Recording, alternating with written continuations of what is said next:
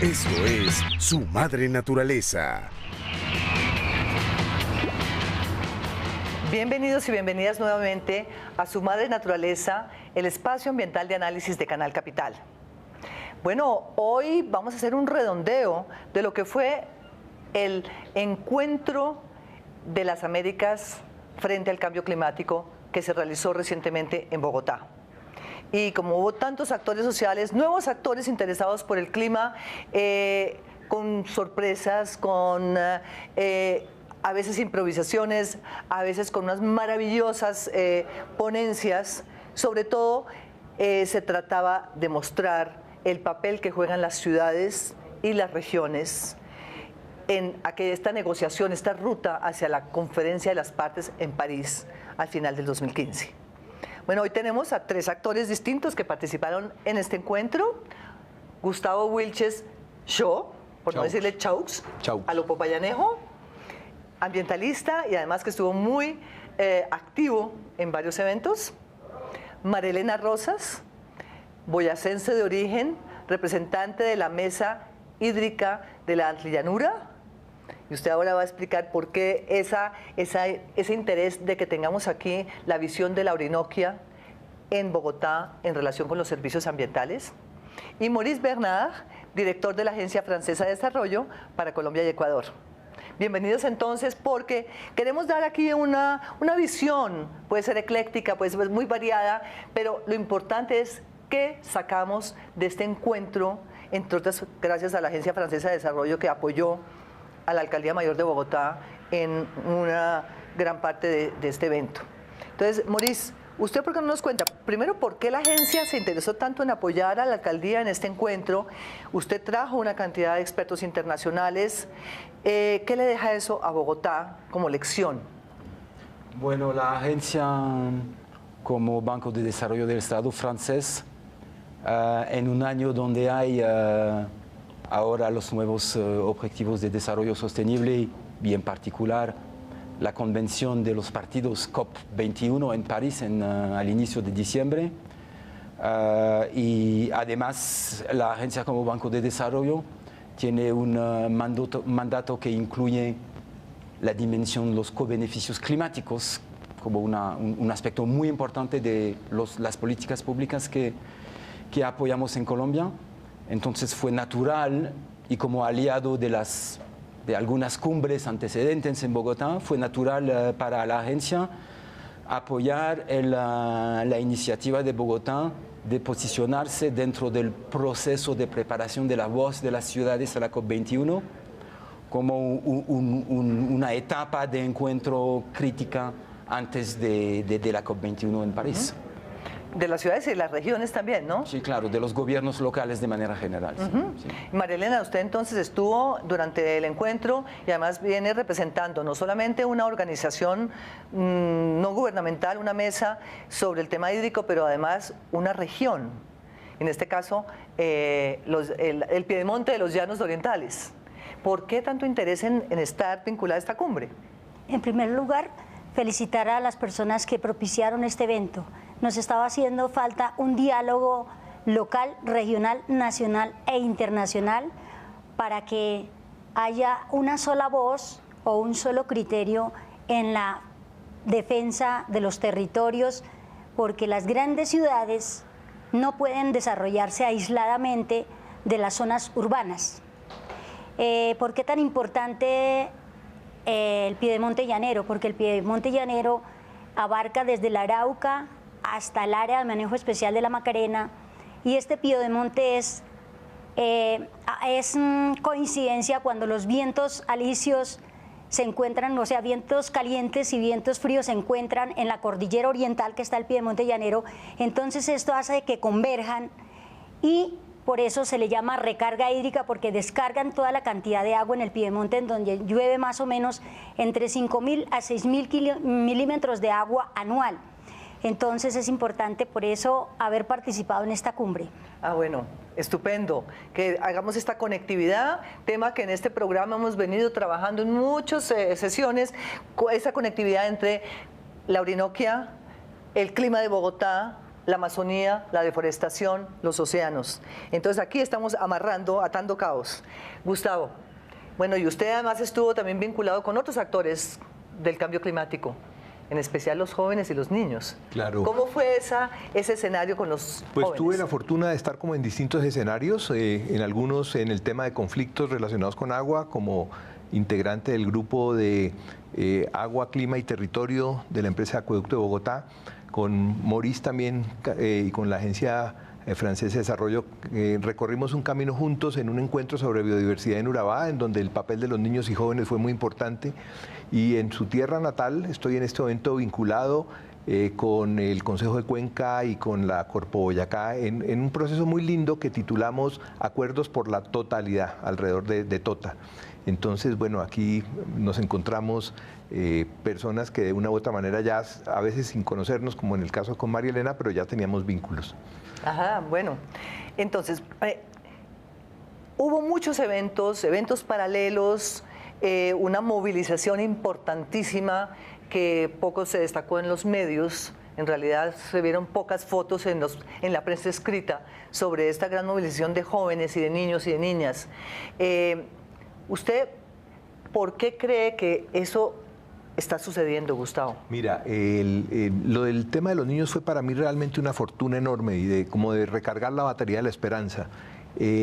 Habíamos tenido una primera reunión el 17 de julio en el Jardín Botánico, en donde niños de distintas localidades de Bogotá particularmente recorrían una estación que era el tema de agua, otra que era el tema de energía, otro que era el tema de agricultura sostenible, etcétera, etcétera. De allí sale un primer documento que gira alrededor de dos manifestaciones de los niños hacia los adultos. La primera parte dice, yo me comprometo, la segunda parte, usted me responde. Los niños son conscientes de que el mundo que los adultos les estamos entregando no es el mundo más propicio para desarrollar la vida con calidad y dignidad, pero también enfrentan el mundo con una enorme esperanza.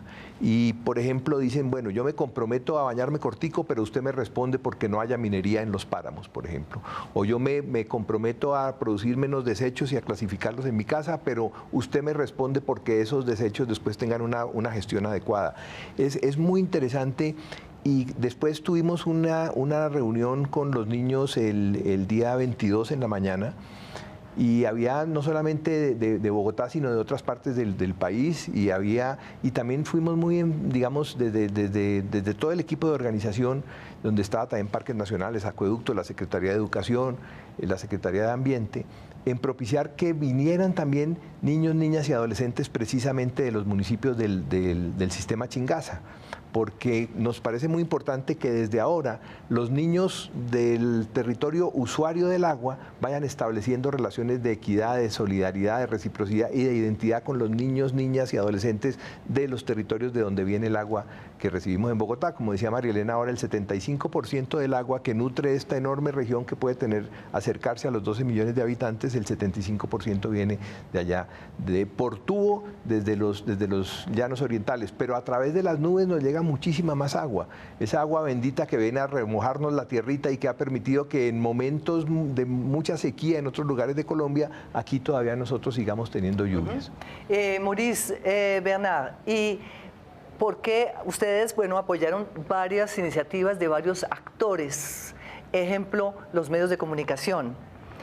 ¿Por qué le interesó apoyar a los medios de comunicación en un evento cerrado donde se pueda discutir el papel de los medios de comunicación?